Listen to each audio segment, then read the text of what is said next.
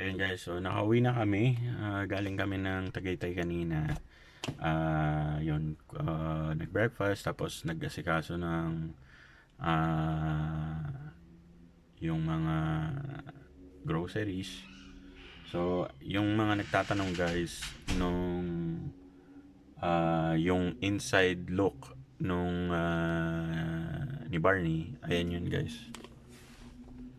So, yan. So, yan. So, nakapintura yan lahat guys. Yan. Yan. So, lahat po yan pininturahan. Medyo marumi pa si Barney ngayon kasi nga i-buff pa kasi to. Tapos yun na lang, actually yun na lang yung kulang eh. So ibabuff to. Try ko siyang ibalik bukas ng maaga, siguro mga 8 o'clock. Hopefully, sabi naman niya 8 o'clock mag-start na, basta nandun kami ng 8. So hopefully ng hapon or after lunch matapos lahat nung ito yung buong sasakyan, yung buffing. If not, iwanan ko si Barney doon, tapos siguro balikan ko na lang ng Wednesday. Ano pa ba, so yung paint niya syempre hindi pa masyadong makintab kasi nga hindi pa na babuff. So pag hinawakan nyo siya medyo rough pa. Ang gagawin natin ngayon, so guys, gagawan ko ng video yung discussion tungkol sa thermostat housing tsaka thermostat valve. Yung DIY video ko na nasira kasi yung video, sayang. Ang haba pa naman nun. Siguro ituturo ko na lang kung paano ko siya ginawa. Tapos so yung gagawin ko today is wala namang problema yung AC ni Barney. Gusto ko lang linisan yung evaporator. So may video na ako neto dati, pero eto ipapakita ko sa inyo ng paano ko siya ginagawa. Okay, so yung method na gagawin ko guys is yung diretso sa AC vents.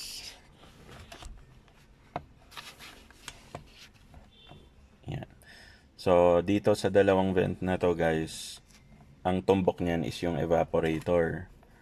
So gagamitan ko lang siya nung hose na kasama nung AC cleaner.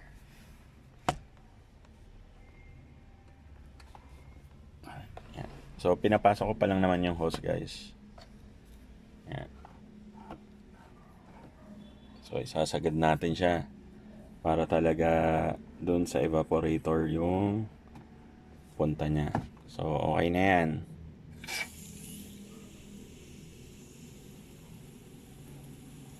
So habang ini-spray nyo guys, dahan-dahan nyo siyang hilahin palabas. Okay. So yan. O kabila naman.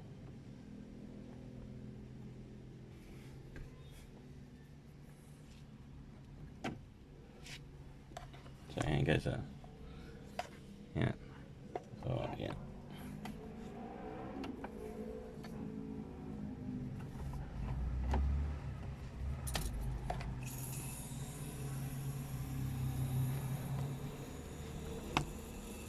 So hindi pa nababaklas to guys, ever. Yung sa akin hindi pa nababaklas.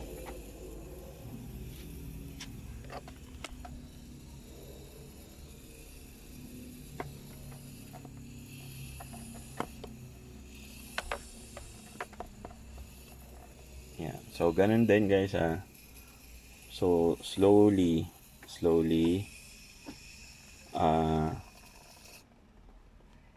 hihilahin nyo. So etong method na to guys, make sure lang na no rinse yung kailangan ng AC cleaner na gamit nyo.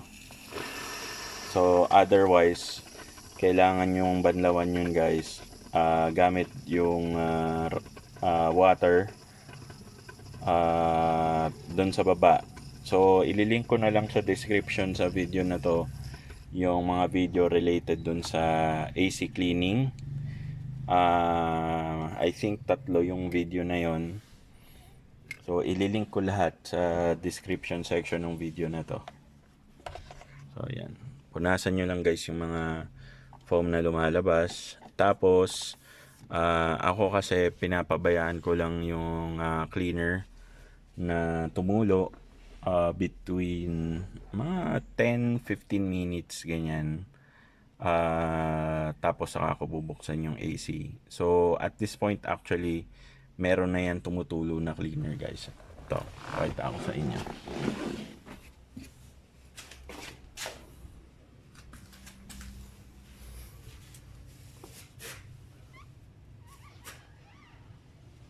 So yun guys, kita nyo. Yan. So yan. So hindi pa masyado makintab yan ha. Pero diba, kahit pa paano nagre-reflect na.